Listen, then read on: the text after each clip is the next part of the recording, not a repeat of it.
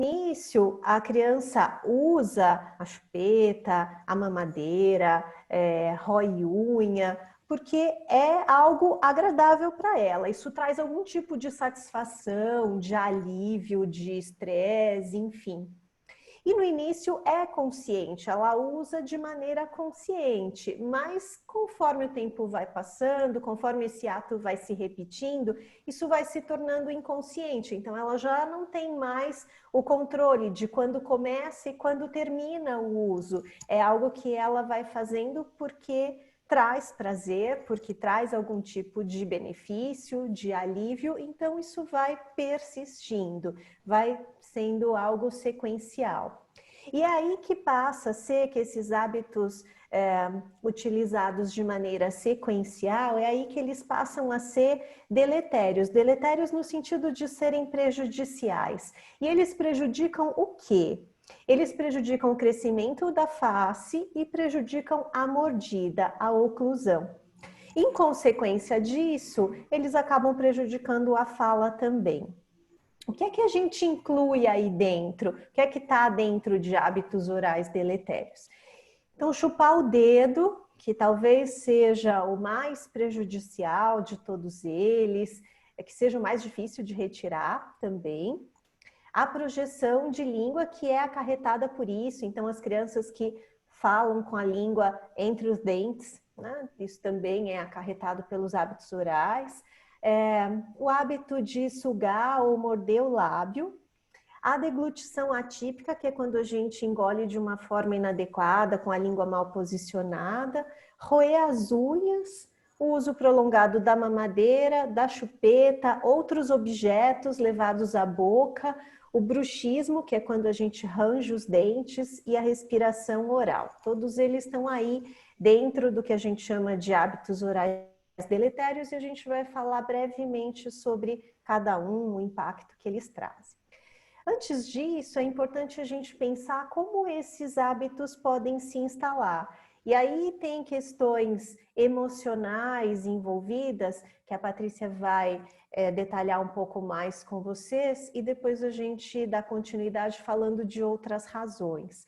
Paty, você pode entrar um pouquinho nessa questão com a gente dos hábitos emocionais que acabam levando aos aspectos emocionais que acabam levando aos hábitos orais, essa relação? Sim. A gente entende, né, na área da psicologia, que está muito relacionada à fase oral, né? Que é uma fase, é um aspecto fisiológico do bebê, especialmente nos primeiros meses. E não é à toa que a chupeta calma, né? A chupeta calma o bebê exatamente porque ela traz a questão da sucção, porque o bebê, ele nasce, ele vem ao mundo e o primeiro contato dele com o externo é por meio da boca. Né? E essa necessidade, ela vai diminuindo, né? O bebê, ele vai conseguindo se relacionar com o mundo ao longo dos primeiros meses de vida de outras formas, mas a princípio é o que a gente chama na psicologia de fase oral, né? E depois, mais para frente, a questão da chupeta, ela vai sendo relacionada a períodos de tensão, angústia, ansiedade.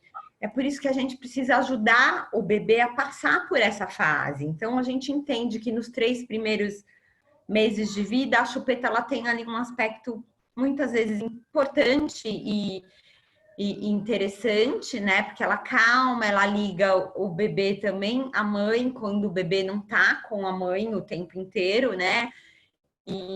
Mas depois a chupeta ela vai perdendo um pouco a função conforme o bebê vai crescendo.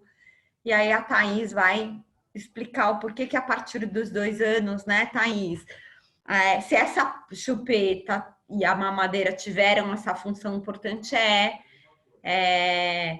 válido a gente ter aí como que a gente pode ir tirando esse hábito que muitas vezes já se formou. Isso mesmo, Né? isso mesmo. E aí a gente tem também questões culturais relacionadas, então muitas vezes já é um costume da sociedade que o bebê use chupeta, o bebê use mamadeira, muitas vezes os pais nem pensam sobre isso, se é mesmo necessário ou não, inserem a chupeta mamadeira dentro desse contexto, até levando em consideração, né, que as crianças passam por uma fase em que experimentam tudo pela boca, então por que não usar a chupeta, usar a mamadeira? Há essa linha de pensamento. Muitas vezes a chupeta, a mamadeira servem mais como uma comodidade da família do que uma necessidade da própria criança. Muitas vezes a criança já dá sinais de que ela consegue lidar sem a chupeta, sem a mamadeira, e a chupeta, a mamadeira ainda estão lá. Então é importante que a gente vá entendendo esse uso dentro da necessidade da criança, para que esse desenvolvimento vá acontecendo da melhor maneira possível. A gente vai ter, eu disse para vocês que hábitos orais deletérios, né? Então a gente tem prejuízos quando eles trazem um impacto para o desenvolvimento da face. E aí esse impacto vai ser menor ou maior, dependendo da frequência, então de quantas vezes ou quanto tempo a criança usa por dia, da intensidade, ou seja, da força que ela usa para sugar a chupeta, para sugar a mamadeira, e a duração disso, então quantos meses, quantos anos ela usa. Quanto maior for a quantidade, a frequência, a intensidade, mais prejuízos provavelmente a gente vai ter.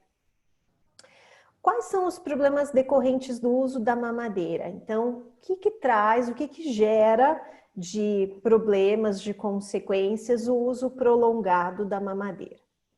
Primeiro, é importante a gente lembrar que quando a criança mama no peito e passa a ter contato com a mamadeira, há aí uma confusão de bicos, né? A criança passa a não entender muito bem por que o bico do peito é tão mais difícil de sugar do que a da mamadeira, e aí a chance de deixar o peito e ficar só com a mamadeira é maior, há uma facilidade em sugar o bico da mamadeira. Então a criança acaba tendo uma confusão aí em relação aos bicos.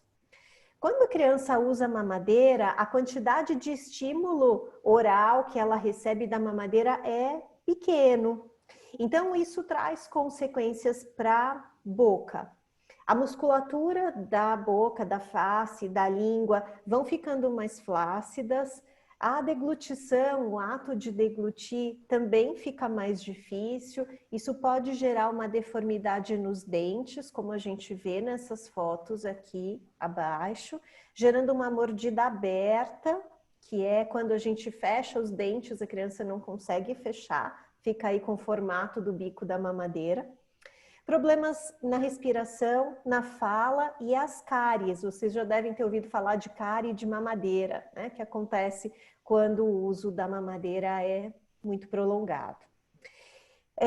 Chupar dedo, tanto o dedo quanto a chupeta, mesmo que seja aquela que é chamada de chupeta ortodôntica, né? Que tem aquele bico mais chatinho, mesmo assim, tanto o dedo quanto a chupeta podem trazer alterações na arcada dentária, alterações na mordida, no posicionamento da língua, no posicionamento dos lábios, para engolir, para respirar e problemas na fala também. O dedo é, de todos esses hábitos, o mais difícil da gente remover, porque ele está dentro do nosso corpo, ele tem a temperatura, o odor, a consistência próximo do mamilo da mãe, é o que está mais presente e é o que mais traz impacto para o crescimento da nossa face, porque ele forma, como a gente pode ver aqui na figura, uma alavanca. Então o polegar vai para o céu da boca, e aí ele fica uma parte encostada nos dentes de baixo e vai fazendo essa pressão. Então, com isso, a gente tem uma alteração em todas as áreas da nossa boca, né? Língua, lábios, dentes, e interfere também no crescimento da nossa face. Então, de todos eles, o dedo é o mais difícil da gente retirar e é o que acaba trazendo mais impactos também. Também é muito comum que as crianças que usam chupeta tenham mais otites. E isso acontece porque quando a gente tem esse hábito, né, quando a sucção da chupeta está presente, a gente não tem um funcionamento adequado dessa ligação entre orelha e boca, garganta, que é a tuba auditiva, e com isso as otites são mais frequentes, o que também pode afetar o desenvolvimento da criança. Por isso é que a gente indica que estes hábitos, se eles estiverem instalados, se a criança está usando chupeta, mamadeira, dedo, que esses hábitos estejam presentes por volta até dos 2 anos de idade. Se eles persistirem por mais tempo do que isso, as pesquisas indicam para a gente que essas pessoas, essas crianças que persistem com hábitos orais por mais tempo, são pessoas de risco para, na idade adulta, terem outros hábitos orais, como fumar, comer excessivamente ou ter transtornos compulsivos. Aqui a gente não tem uma relação direta. Então todo mundo que usou chupeta, chupou dedo, usou mamadeira por mais de 2 anos vai se tornar um fumante, vai se tornar alguém que come de maneira compulsiva? Não, não há uma relação direta, mas é uma relação de risco. Por isso a gente indica que, caso esses hábitos estejam presentes, os pais tenham esta consciência de que, para além dos 2 anos, a gente pode ter um impacto muito maior na arcada dentária, no crescimento da face, no desenvolvimento da fala, e há um risco maior para que outros problemas apareçam no futuro relacionados a esses hábitos na infância. Então, do mesmo jeito que a gente diz que usa chupeta para acalmar o bebê quando ele está nervoso, quando ele está agitado, os fumantes também dizem que usam o cigarro para se acalmar. Então, existe aí uma relação na literatura mostrando que esses hábitos na infância podem gerar um comportamento lá no futuro, mas é uma relação de risco, não é uma relação direta. De qualquer modo, a gente indica que os hábitos orais, uma vez presentes, a gente deve tentar retirá-los nesta faixa etária por volta de 2 anos para evitar maiores prejuízos, tanto na face, quanto na fala, quanto no futuro. Uma outra questão que a gente observa agora em crianças um pouquinho maiores, né, entre 3 e 6 anos é mais habitual, é a onicofagia, que é o hábito de morder ou roer as próprias unhas. Esse hábito também está muito ligado com questões emocionais, muitas vezes. A gente tem aí que prestar atenção neles, verificar quando ocorrem, se estão relacionados com situação de estresse, se estão relacionados com uma situação de mais ansiedade. Também podem persistir até a vida adulta. E por que que eles são ruins? Porque eles também afetam os dentes, a estrutura da boca. Muitas vezes gera uma mordida cruzada, porque a gente fica mordendo de um lado e aí a gente cruza a nossa arcada dentária. E muitas vezes esse hábito causa dor aqui nessa articulação que a gente tem, né? Que é a ATM, sobrecarrega e acaba gerando dor e desgaste nessa articulação. Então é bom a gente ficar atento se isso estiver acontecendo e tentar também conscientizar a criança a respeito dos problemas desse hábito. Uma outra questão... Eu acho que... Pode falar, Paty. Deixa eu só completar, que pode sim, né? O hábito de roer a unha, ou só de simplesmente levar, né, os dedos, pode ser já um primeiro sinal de ansiedade, né? Um dos sintomas, né? Às vezes você vê crianças que estão desenvolvendo hábito, você vê muitas vezes os pais têm esse hábito e só se dão conta a hora que vem o filho desenvolver também, né? Às vezes os pais não roem unha, mas roeram quando eram pequenos e hoje colocam só a mão na boca, tem um pouco a mania, né? O hábito. Então é bacana de poder observar, ver se aparecem outras questões para poder também, às vezes, procurar algum outro tipo de ajuda, né? Que vai mais no âmbito da psicologia. Isso mesmo. né? Até para evitar esses problemas estruturais, orgânicos, Exatamente. então um tratamento psicológico muitas vezes é bem-vindo. Assim como nesse quadro aqui do bruxismo. O bruxismo é o hábito da gente ranger ou apertar os dentes. Ele aparece com mais frequência no período noturno, mas a gente pode ter também durante o dia. A criança que aperta, que range, isso muitas vezes está relacionado também com tensão, com estresse, com ansiedade. Muitas vezes os pais conseguem identificar o bruxismo pelo ruído da criança ao dormir. Então, não é um ronco, mas é um som diferente feito pela arcada dentária batendo uma na outra.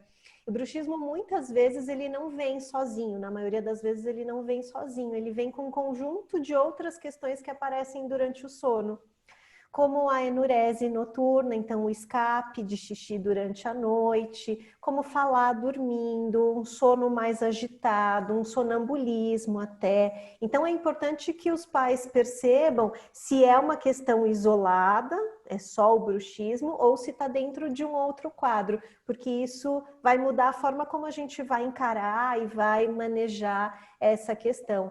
De qualquer modo, também é importante a gente relacionar o bruxismo com questões emocionais, né, Paty? Sim. E aí a gente pode ter o bruxismo gerando desgaste dos dentes, dor, também na ATM. Muitas vezes a criança acorda com dor de cabeça, isso é sequencial, então é importante a gente olhar para isso, para essa questão também. Algo muito, muito comum nas nossas crianças é a questão da respiração oral. Por que é muito comum? Porque a gente vive numa cidade, num local muito poluído, que tem uma condição de ar muito ruim, e muitos de nós, eu inclusive, temos problemas respiratórios. Então, muitos de nós têm adenoide aumentada, amígdala aumentada, tem rinite, sinusite, problemas nasais, enfim. E isso leva as crianças a respirarem mais pela boca do que pelo nariz. É prejudicial? Se isso for frequente, é prejudicial para o crescimento da face, é prejudicial para a mordida, é prejudicial para a alimentação, porque muitas vezes a criança não consegue demorar mais para mastigar alimentos mais duros, ela vai acabando preferindo os alimentos mais macios, mais moles, porque ela tem que respirar e tem que mastigar ao mesmo tempo tudo pela boca, já que o nariz não funciona bem. Altera o sono, porque durante o sono tem que ficar de boca aberta também. Altera o período de atenção, ela acaba sendo uma criança que tem uma atenção menor. Então, é importante conversar com o pediatra, se a gente observar isso, uma criança que dorme muito de boca aberta ou que fica de boca aberta durante o dia, a gente conversar com o pediatra, de repente, orientação de um otorrino também é importante, porque vai gerando a respiração oral, também vai gerando uma mudança no posicionamento dos lábios, né? Os lábios vão ficando mais, o superior mais curto, o inferior mais evertido, viradinho para fora. A criança pode ter mais dificuldade de mastigar de boca fechada, porque ela precisa da entrada do ar pela boca. Então, é importante observar e tratar também assim que a gente verificar que isso está presente. A deglutição atípica é quando a criança tem dificuldade para engolir da maneira adequada. Então, a língua vai para entre os dentes, né, inferiores, ela não vai para o céu da boca e aí a gente acaba tendo um problema também no fechamento dos dentes. Isso também vai gerar uma dificuldade na fala, também vai gerar uma dificuldade no posicionamento da língua, dos lábios, também vai interferir aí. Muito bem, falamos de várias questões que interferem na forma como a gente tem o crescimento da nossa face, que interferem na produção da fala, que interferem na musculatura de língua, lábio e bochecha, que trazem impactos negativos para o nosso desenvolvimento, para o desenvolvimento infantil. E aí vocês devem estar pensando, nossa, mas tem tantos problemas que isso pode acarretar, como é que eu faço para ajudar o meu filho a remover esses hábitos? Então, 2 anos é a nossa idade mais ou menos limite aí para pensar nessa remoção. É importante a gente pensar que quanto antes a gente conseguir retirar esses hábitos, menores vão ser as consequências. Muitas vezes, se a gente consegue retirar nessa faixa etária aí por volta de 2 anos e pouquinho, esses prejuízos diminuem, muitas vezes eles até desaparecem, a gente não tem esse prejuízo acarretando maiores problemas. Então, é importante a gente retirar o mais cedo possível. Mas existem meios da gente ajudar a criança a retirar de uma maneira mais tranquila. A Patrícia vai conversar com a gente agora a respeito disso, nos dar algumas orientações de como fazer e tentar deixar essa retirada mais tranquila possível. Isso mesmo, Thaís.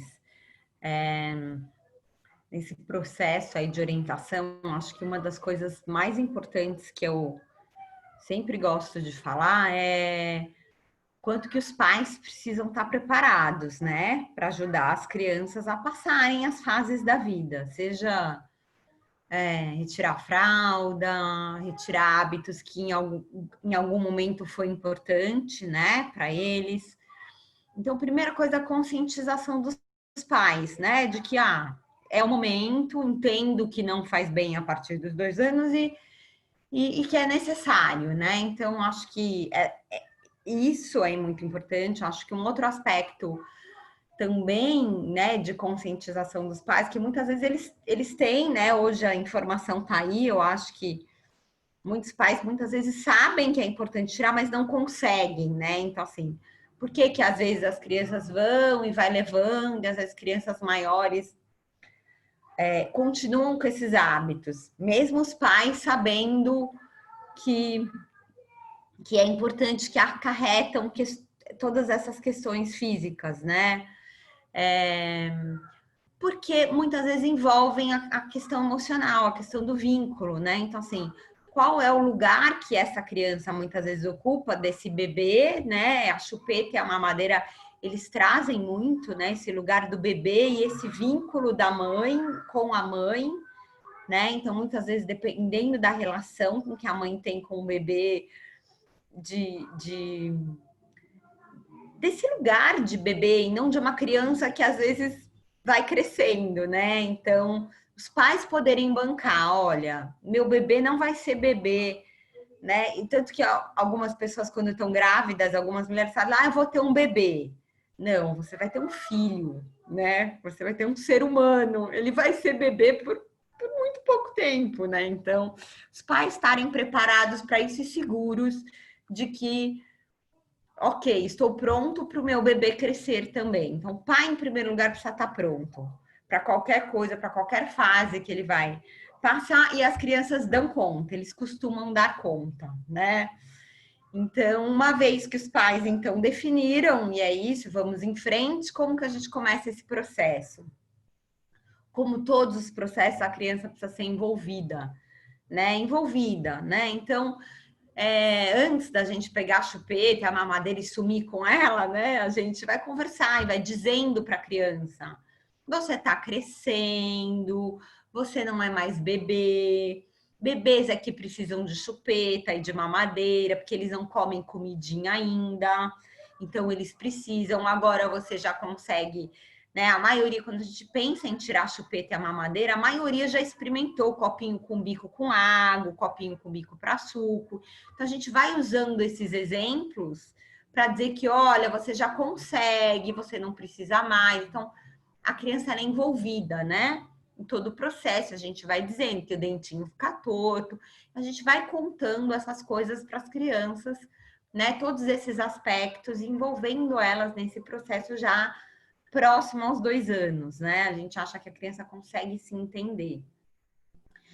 E a gente vai dizendo que crescer é bom, que ela não é mais bebê, que agora ela é um garotinho ou uma garotinha, que já toca violão, né? que já anda de bicicleta e por aí vai, né? Então a gente vai envolvendo as coisas que, o bebê não faz, o bebê só chora, você já faz isso. Então a gente vai contando para dizer para ele que crescer é bom.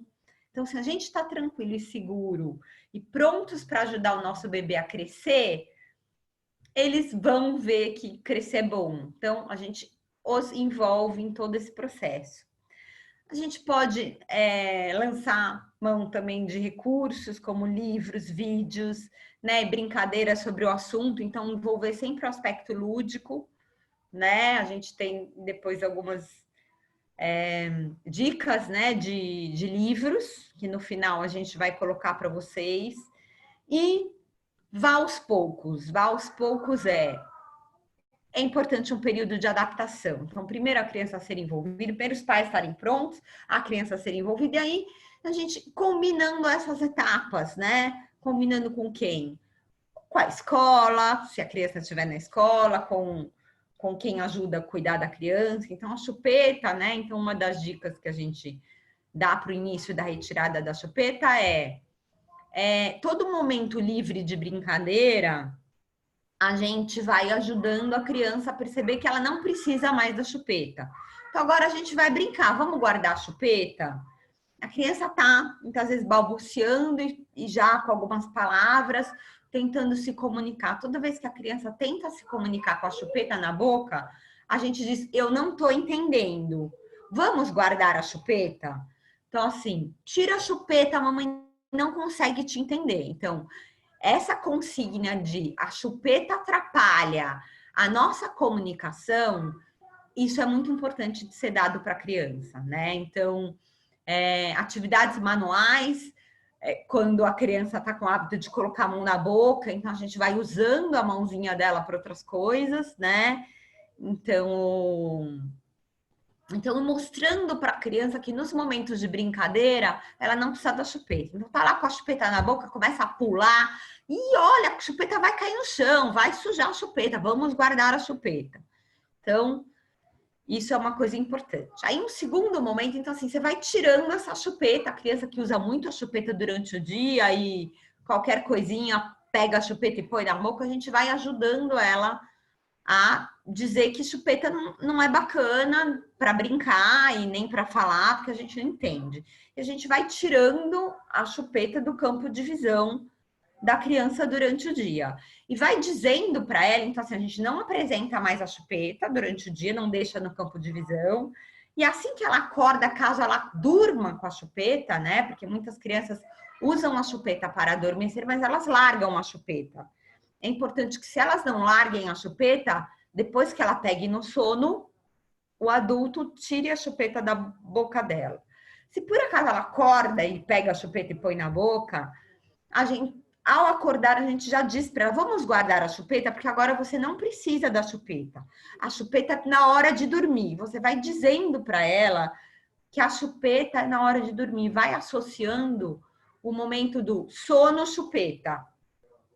Então, vamos supor, ao longo do dia, a criança tá mais chatinha ou tá com sono, ou tá mais manhosa, ela pede a chupeta, né? Se ela pede a chupeta, a gente pode ir dizendo para a criança, olha, você vai dormir agora? Você tá com sono? A chupeta é para dormir, então você vai dando essa consigna. E se você achar que é sono, você pode falar, então vamos dormir, e dar a chupeta, leva ela para o berço, mesmo que seja durante o dia, porque ela vai entendendo que é para dormir. Vamos supor que é um momento de estresse, é um momento que ela foi contrariada e ela pede a chupeta, né? Você pode ir substituindo, né? Então, esse terceiro item aqui que fala é substituindo momentos de estresse por outros recursos, como acolhimento e conversa. Então, ela vai entendendo que não é toda hora que ela tá triste, ou que ela tá chorando, que ela precisa dessa chupeta. Então, muitas vezes a criança chora, os pais já vão e dão a chupeta, né? Então, a minha dica é, se o pai já tem esse recurso automático de dar a chupeta, porque com a chupeta ele acalma, os pais podem ir substituindo dar a chupeta automaticamente por uma conversa e um acolhimento. Então, vamos supor que ele está chorando porque ele tá com sono, aí você vai nomear. Entendi, você tá com sono, você quer dormir, então a chupeta pode entrar. Vamos supor que não seja sono, que é alguma outra coisa, ele foi contrariado ou caiu no chão e machucou, né? Às vezes. E aí você pode dar o acolhimento que ele precisa. Então, eu entendi, machucou o pé, então vem aqui, vamos cuidar, tá doendo. Então, assim, você vai ajudar ele a perceber que há outras formas de expressar as emoções, por exemplo, com tá doendo, tô triste. Então, você vai nomeando para ele e vai dando um acolhimento que vai substituir a necessidade, porque a chupeta nesse momento é uma necessidade de acolhimento que remete à amamentação, que remete ao vínculo materno. Então a ideia é que você substitua, né? Você dê o que a criança precisa naquele momento. Então, se a criança pede, você vai dizendo para ela que não é um momento de sono, pergunta se ela está com sono. Se ela não pede, você vai dando outras coisas que ela precisa naquele momento, tá? E aí, o que vai sobrar nisso tudo? Vai sobrar a chupeta da hora do sono, né? Então, depois que você tirou essa chupeta durante o dia, que você tirou nos momentos onde a criança tá triste ou ela é contrariada, nos momentos de birra, você tirou, vai sobrar essa chupeta, que é da hora do sono, que aí você pode ir fazendo alguns combinados com a criança. Eu vou seguir aqui um pouco a mamadeira e depois, na fase final, eu acho que as duas dicas coincidem, né? Tanto a dica da mamadeira quanto da chupeta, porque a mamadeira a gente também é gradativo, né? Então, dependendo do número de mamadeiras que a criança está fazendo ao longo do dia, né? Se ela ainda está com aquela mamadeira da tarde, a ideia é a gente tirar a partir da orientação do pediatra esse leite, substituir por um suco, por algum outro tipo de alimento, né? Então, essa geralmente é a primeira mamadeira que sai, né? Essa mamadeira da tarde, quando as crianças estão na escola, é o momento lá para o B3 que a gente já orienta a ir tirando essa mamadeira. A segunda mamadeira que a gente tira, e aí você vai substituir. Se a criança tomar algum líquido neste lanche da tarde, você já pode entrar com um copo. E aí entra aquela coisa do vamos escolher um copo, que copo pode ser bacana para aquele líquido que a criança vai tomar à tarde. Então, ali já tem um marco, um ritual do aqui é possível uma substituição, né? Aí você mantém as mamadeiras da manhã e a noturna. Aí a próxima que você tira é a da manhã, porque amanhã também fica aquela questão do café da manhã, né? Então, ao invés da mamadeira, a criança pode tomar um cereal com o leite ou alguma outra coisa. Então, você já incorpora no ritual do café da manhã e também fica. E se tiver um líquido, esse líquido pode ser usado aquele mesmo copo do líquido da tarde que você já tirou. E aí acaba sobrando aquela mamadeira noturna, que é a última, né? A última mamadeira que a criança faz. E aí você pode também ir aos poucos tirando, também com combinados. Então você vai dizendo: olha, lembra que você tinha aquela mamadeira e que agora tem esse copo? Então, agora, para esse leitinho antes de dormir, ou cada criança tem um ritual, né? A gente pode ir substituindo também. Então, a ideia é, se a criança está com 3 mamadeiras, a gente tira primeiro uma, depois a outra e substitui por um copo. E pode ter o ritual do vamos escolher, que bacana, você está crescendo, você já é um garotinho ou uma garotinha. E por último, vem a questão da mamadeira, a última, né? Que geralmente os pais deixam para o final. A gente trabalha com uma questão que é o reforço positivo, né? Então, a cada conquista, que bom você conseguiu, que bom você está conseguindo usar a mamadeira só para dormir, que bom que hoje a gente conseguiu tomar um leitinho nesse copo, olha papai, ou olha mamãe, quem quer que tenha feito, ele conseguiu, mostra, e cadê o copo? Então, essa questão do reforço positivo como você consegue, você está crescendo, a mamãe e o papai estão aqui perto muito orgulhosos de você por cada conquista, né? A gente acredita que você vai dar conta e a gente está aqui junto com você, né?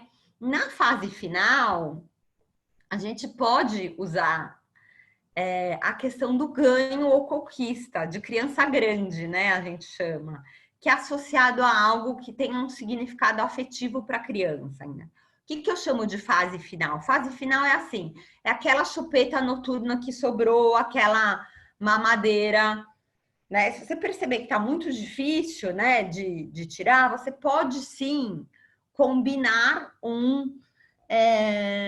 agora chegou o momento em que a gente então vai entregar a mamadeira. E aí você pode usar um personagem, ou a chupeta, né? Então, ou você usa um personagem que vem trazer, então é o Homem-Aranha que a criança gosta, é o Homem-Aranha que traz uma cartinha e alguma coisa que a criança gosta, e o Homem-Aranha vai levar a chupeta ou a mamadeira para um bebê que precisa disso porque ele não precisa mais.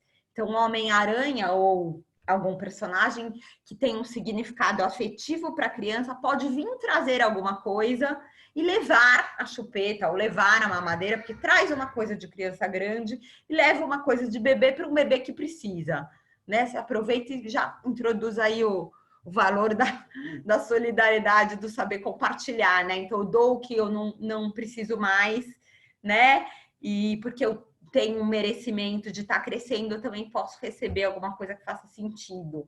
Então, eu coloco aqui na fase final, né? E a gente pode usar, sim, um ritual. E aí é importante, na hora que entregou, que essa criança conseguiu entregar a mamadeira noturna ou essa chupeta da noite, é importante que a gente consiga bancar, né? Então, ritual que for, que seja entregar para um personagem significativo e receber algo, porque ele já é um garotinho, uma garotinha, a gente precisa bancar, porque pode ser, como a Thaís falou lá no começo, um hábito, todo o desenvolvimento do hábito não é da noite para o dia, a gente precisa de um tempo, de uma adaptação, né? Então, claro, é muito difícil a criança que você tira e que não vai pedir, né? É muito provável que ele peça e que ele ainda dependa um pouco da chupeta para dormir. E aí, o que a gente faz? Ele depende da chupeta para dormir. A gente vai ajudar a substituir. Então, é um paninho, é um bichinho, é alguma coisa que então a gente vai substituir, como eu falei, da conversa ali no momento de estresse. E a gente vai ter que, então, bancar e dizer, filho, você entregou, lembra? Lembra que você não precisa mais? Eu entendo que você está com saudade, eu entendo que parece que está sendo muito importante para você, mas você vai conseguir, olha, vamos escolher uma outra coisa, olha, vamos então escolher uma história para ler, você vai tentar substituir aquilo e passado alguns dias a criança vai dar conta e ela vai parar de pedir e você vai ver que tá tudo bem. Porque se a gente volta atrás nesse momento, a gente tira e a criança pede 1, 2 dias ou chora e a gente entrega, a gente está dizendo que ele não dá conta de uma coisa que ele pode dar sim, mas é um processo e a gente precisa ajudar ele a viver aquilo, né? Então, acho que essas são algumas dicas que nos vieram, né, Thaís, para a gente compartilhar. Depois a gente abre para dúvida se alguém tiver. Isso mesmo. E é importante também, nesse momento, eu vejo que ambos os pais estejam de acordo com o processo acontecer e que entendam esse passo a passo, porque muitas vezes a mãe quer fazer de uma maneira mais lenta, o pai quer fazer de uma maneira mais abrupta, então que os dois estejam de acordo de como esse processo vai acontecer. Uma outra dúvida que tem sido bem frequente é, tá bom, Thaís, você falou que é por volta de 2 anos, mas eu tô desfraldando meu filho agora, faço os dois ao mesmo tempo? A gente indica que não, porque são 2 processos muito difíceis para a criança, complexos. Então, a gente indica que, se está desfraldando, espera um pouco para tirar a chupeta e a mamadeira, até que um processo termine, a criança fique bem e depois vai para o próximo. Uma conquista de cada vez. Estamos num momento diferente, num momento delicado. Meu filho já fez 2 anos, 2 anos e meio. Encaro isso agora ou espero as coisas voltarem ao normal? Isso vai muito de cada família, de como cada família está lidando. Tem famílias que estão me dizendo, não, Thaís, eu acho que eu vou encarar agora, porque agora eu estou mais tempo com ele, vai ser mais fácil. Ok. Não, eu vou deixar porque eu preciso do apoio da escola para isso. Ok, também. 3 meses a mais, 3 meses a menos, não vão fazer tanta diferença assim. Então, cada família vai buscar o momento que considerar que é mais propício para entrar nesse processo e aí, como a Paty disse, levá-lo até o fim, procurar não voltar atrás, né? Já que iniciou, então concretizar isso da melhor forma possível. Aqui algumas sugestões para vocês de livros que tratam do tema. Então, Pipo troca chupetas, que é um personagem aí que faz exatamente isso que a Paty citou. Ele pega as chupetas das crianças maiores e traz um presente para elas e leva a chupeta para as crianças menores. Aqui o Tchau Chupeta, que conta a história de como a menina conseguiu dar tchau para sua chupeta. O Balde das Chupetas. Esse aqui é A Fada das Chupetas e Outras Histórias. Esse vai tratar não só de chupeta, mas de mamadeira, de chupa-dedo, de vários outros hábitos. Aqui Bibi não chupa mais o dedo. Então são histórias do nível de entendimento das crianças, que elas conseguem se identificar com o personagem e que conseguem entender de uma maneira mais concreta tudo isso que a gente quer passar para elas e que muitas vezes a gente não sabe como. Então a literatura infantil nos ajuda muito nesse aspecto também. Bom, Não, pessoal, ajuda acho... muito, Thaís, porque a gente também Sim. vai dando um tempo para eles elaborarem, né? Sim. É uma conversa que a gente começa e que envolve várias instâncias. Então, no momento onde a criança está falando, eu digo para ela que eu não entendo. No momento onde ela pede, eu digo, pergunto se ela está com sono. No momento da história, então, aquelas informações elas vêm chegando em vários momentos, né? E a criança ela Sim. precisa mesmo de um tempo para absorver. E ele vai dar conta, Vai sim, né? vai sim. É muito importante que os pais entendam isso, que a criança é capaz e que é um processo mesmo, não é de uma hora para outra ou de uma semana para outra. Muitas vezes envolve aí um tempo um pouco maior de investimento em todos esses passos, mas que vale a pena para que a gente construa isso de uma forma mais saudável. Aos poucos. Tá bom? Isso mesmo. Tá bom, muito obrigada, viu, Obrigada a Patrícia? Thaís você pela também. presença e participação, Imagina, tá que bom? isso. Tá joia. Obrigada, gente. Uma boa noite. Boa Tchau, boa noite. noite. Tchau. Tchau, Boa tchau. noite. Tchau, tchau. Boa noite. Tchau, Alice. Tchau, tchau. Boa noite, gente. Tchau. Tchau.